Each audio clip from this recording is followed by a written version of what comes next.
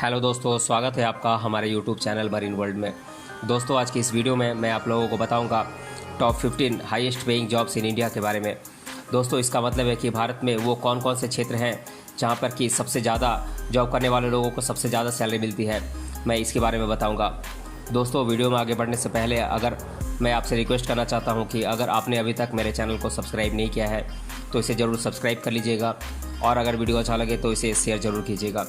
तो चलिए दोस्तों, इस वीडियो को स्टार्ट करते हैं। कौन नहीं चाहता है कि उसे एक हाई पेइंग जॉब मिल जाए, क्योंकि समाज में हाई सैलरी जॉब्स वाले लोगों को ज़्यादा मान सम्मान मिलता है। इसीलिए सभी की सोच होती है कि उन्हें अपनी पढ़ाई ख़त्म होने के बाद एक अच्छी जॉब मिल जाए। इस वीडियो में मैं आप लोगों को top 15 high paying jobs in India के बारे में बताऊंगा। इस लिस्ट में कुछ ऐसे भी जॉब्स होंगे जहां किसी प्रकार की क्वालिफ़िकेशन की ज़रूरत नहीं है। क्या यह सुनकर आपको शौक लग भी सकता है, क्योंकि हम लोग सोचते हैं कि अच्छी पढ़ाई करना ही एक अच्छी जॉब पाने का एकमात्र जरिया है, लेकिन यह सही नहीं है। तो चलिए बिना किसी टाइम लॉस किए हुए सीधे टॉपिक के ऊपर आते हैं। तो इस लिस्ट में सबसे पहला नंबर आता है क्रिकेट प्लेयर का। शायद आपको पता नहीं होगा कि एक इंडियन क्रिकेटर की एनुअल कमाई कितनी होती है। बीसीसीआई के मुताबिक क्रिकेटरों को सैलरी के तौर पर 3 कैटेगरी में बांटा गया है, जैसे कि grade A+, grade A, grade B और ग्रेड सी। ग्रेड A+ में जितने सारे क्रिकेटरों के नाम हैं उनको सालाना 7 करोड़ रुपए, ग्रेड ए के अंतर्गत जितने प्लेयर्स के नाम हैं उनको सालाना 5 करोड़ रुपए, ग्रेड बी को 3 करोड़ रुपए और ग्रेड सी को 2 करोड़ रुपए मिलते हैं। बीसीसीआई द्वारा प्लेयर्स को जो भी सैलरी प्रदान किए जाते हैं उसके साथ आईपीएल, ब्रांड प्रमोशन और विज्ञापनों के पैसों का कोई नाता नहीं है।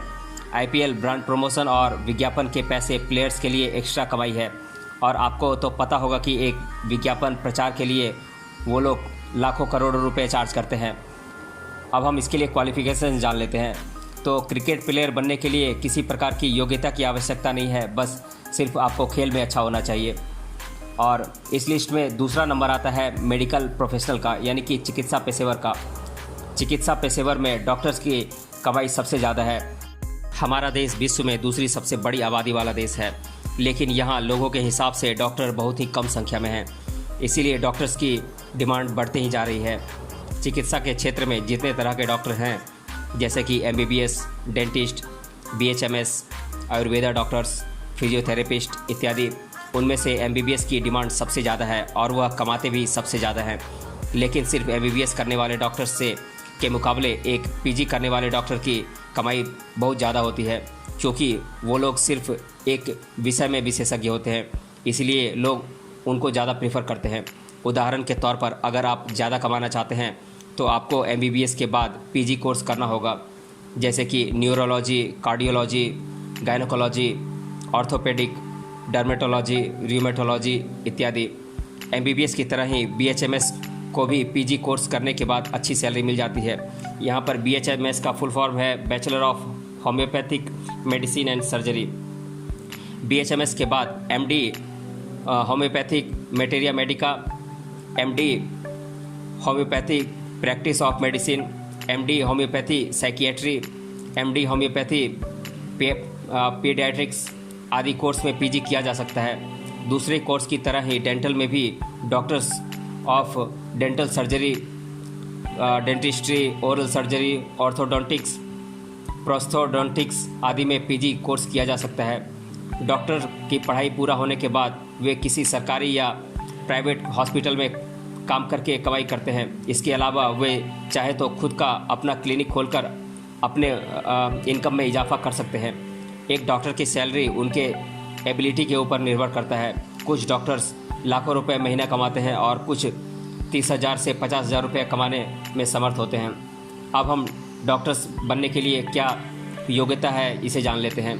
तो डॉक्टर्स की पढ़ाई के लिए फिजिकल साइंस, मैथमेटिक्स और बायोलॉजी लेकर 10+2 और साथ ही 45 से 55% मार्क के साथ पास करना अनिवार्य होता है।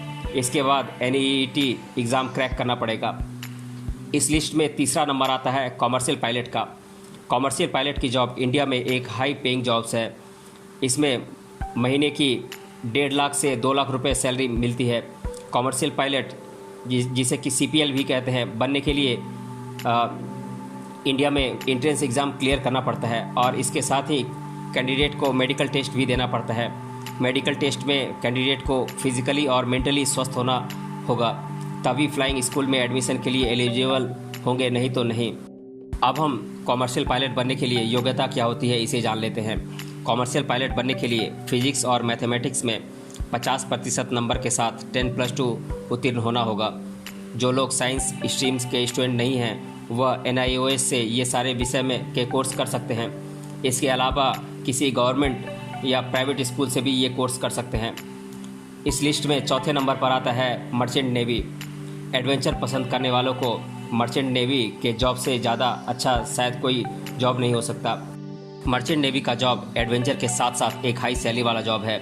इसमें काम करने वाले सभी वर्कर्स को अच्छी खासी पेमेंट मिलती है, लेकिन खास करके कप्तान, मैरीन इंजीनियर, नेविगेशन इंजीनियर आदि पोस्ट एक हाई पेइंग जॉब है। मर्चेंट नेवी में काम करने के लिए मैरीटाइम संबंधी कोर्स करना होगा। अब हम मर्चेंट नेवी के लिए क्वालिफ़िकेशंस क्या क्या होनी चाहिए ये हम जान लेते हैं। तो ज़्यादातर पोस्ट के लिए फिजिक्स, केमिस्ट्री और मैथमेटिक्स में 55% नंबर के साथ 10+2 पास करना अनिवार्य होता है। इस लिस्ट में 5वां नंबर आता है इंजीनियरिंग का। यह एक कॉम्पिटिटिव फील्ड ज़रूर है, लेकिन बहुत सारे स्ट्रीम है जहां आसानी से हाई पेइंग जॉब मिल जाते हैं। सैलरी बहुत सारी चीज़ों के ऊपर निर्भर करती है, जैसे कि स्किल, योग्यता और कौन सी कॉलेज से आप कोर्स किए हुए हैं इसके ऊपर। जैसे कि अगर आप IITs, NITs, BITs आदि कॉलेज से पास आउट हैं तो आसानी से आपको हाई सैलरी जॉब मिल जाएगी। हाई पेइंग इंजीनियरिंग जॉब है petrochemical engineering, aerospace engineering, software engineering, electronics and communication engineering, big data engineering, chemical engineering आदि किसी भी कोर्स से अगर आप किसी अच्छे यूनिवर्सिटी से आप अच्छे नंबर से पास करते हैं तो आपको हाई सैलरी वाली जॉब मिल जाती है। इंजीनियरिंग करने वालों के लिए गवर्नमेंट सेक्टर के साथ साथ ऑर्गेनाइजेशंस में जैसे कि Indian Railways, DRDO, ISRO, BHEL, गेल, सेल में काफ़ी अच्छी सैलरी वाली जॉब मिल जाती है। अब हम इंजीनियरिंग के लिए योग्यता क्या होती है इसे जान लेते हैं। तो इंजीनियरिंग की कोर्स बहुत सारे तरीक़ों से की जाती है, हम इसे किसी दूसरे वीडियो में डिस्कस करेंगे।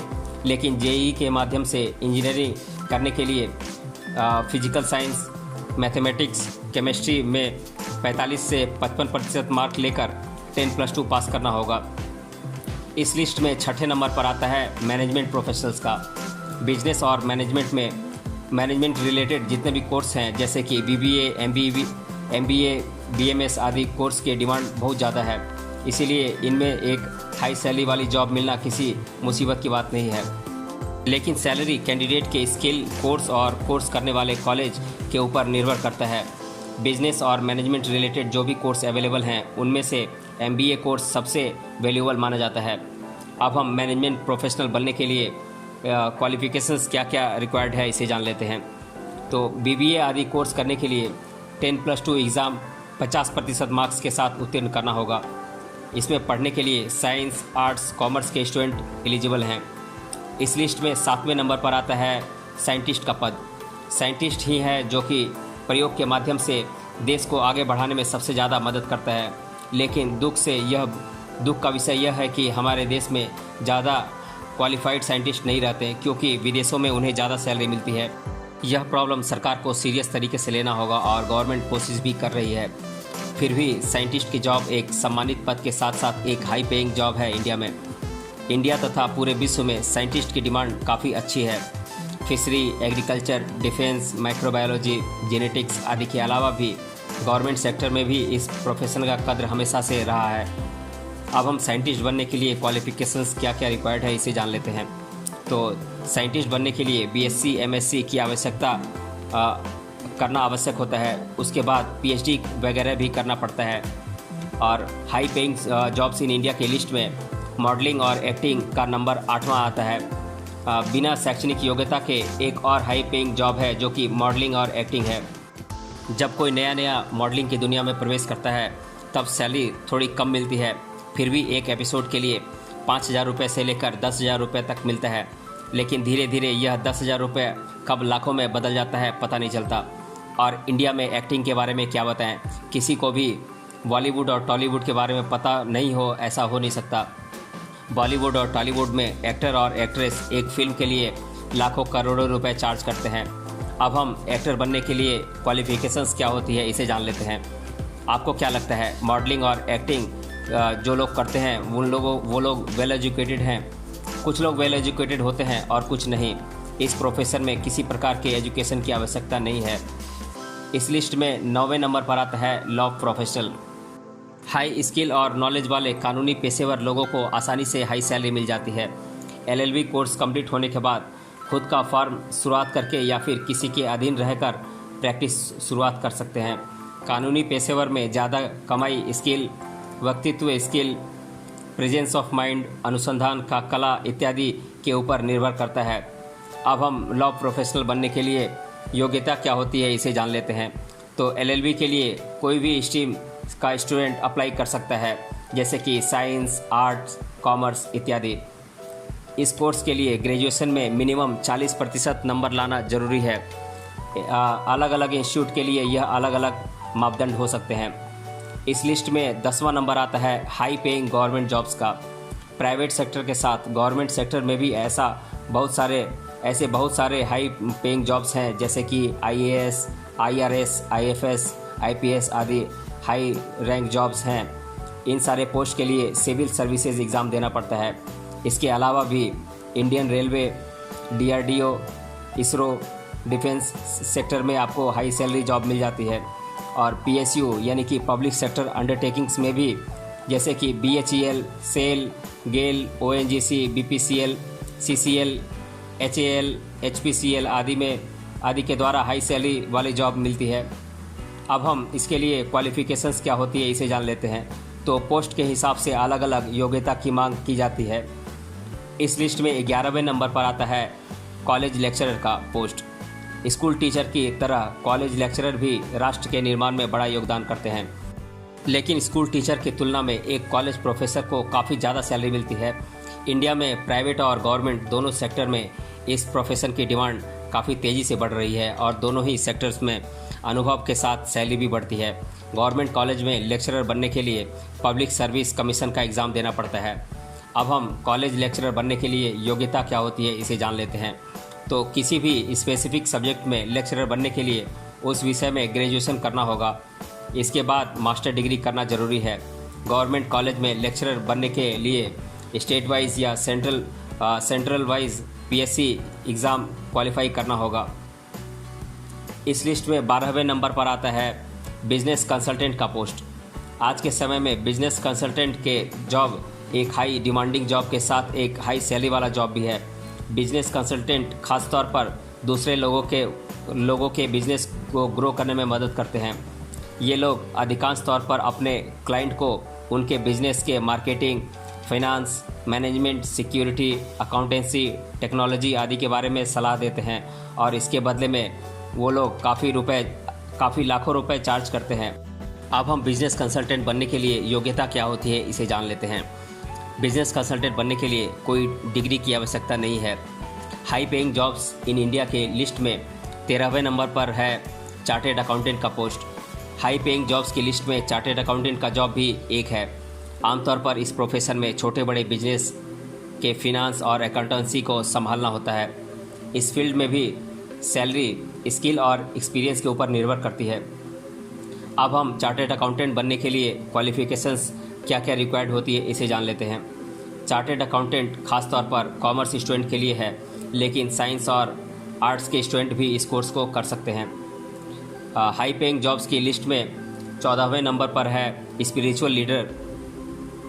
आपको अंदाज़ा नहीं होगा कि एक स्पिरिचुअल लीडर कितने कमाते हैं। इंडिया में ऐसे लाखों करोड़ों रुपए कमाने वाले स्पिरिचुअल लीडर बहुत सारे हैं, जैसे कि आचार्य बालकृष्ण स्पिरिचुअल लीडर के साथ साथ योग संदेश मैगजीन के चीफ एडिटर और रिसर्चर भी हैं। इसके अलावा पतंजलि कंपनी के चेयरमैन भी हैं और योग गुरु रामदेव के साथ भी कनेक्टेड हैं। इसके अलावा कुल मिलाकर लगभग $1.5 बिलियन की संपत्ति है उनकी। बाबा रामदेव, योग गुरु रामदेव को कौन नहीं जानता। इन्होंने योग के साथ साथ पतंजलि कंपनी के साथ भी ये जुड़े हुए हैं। इनकी कंपनी का कुल मूल्य 9.3 बिलियन रुपए के आसपास है। माता अमृतानंदमयी ये एक टीचर के साथ साथ एक स्पिरिचुअल लीडर भी हैं। केरल में यह अम्मा के नाम से फेमस हैं। इनकी कुल संपत्ति $230 मिलियन यानी कि लगभग 1,500 करोड़ रुपए के आसपास है।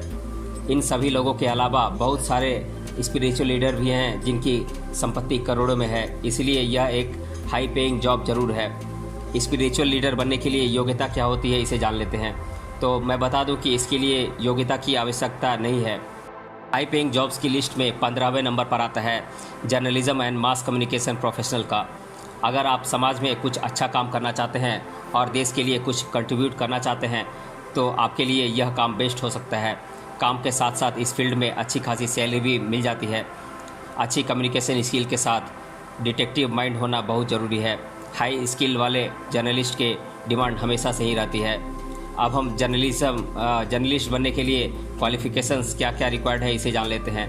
तो journalism and communication profession course के लिए आप बीए इन जर्नलिज्म या पीजी इन मास कम्युनिकेशन कर सकते हैं। साइंस, आर्ट्स, कॉमर्स किसी भी स्ट्रीम के स्टूडेंट इसके लिए एलिजिबल हैं। इसके अलावा भी बहुत सारे हाई पेइंग जॉब्स हैं इंडिया में जिनमें अच्छी खासी सैलरी मिल जाती है। तो दोस्तों, आशा करता हूँ कि आपको ये video high paying jobs in India अच्छा लगा होगा। अगर अच्छा लगा है तो अपने फ्रेंड के साथ ज़रूर शेयर करें और कमेंट सेक्शन में अपने अनुभव बताएं। और अगर कोई सवाल या सुझाव है तो हमें कमेंट बॉक्स में कमेंट करके ज़रूर बताएं। मिलते हैं अगले वीडियो में किसी अन्य टॉपिक के साथ। तब तक के लिए धन्यवाद।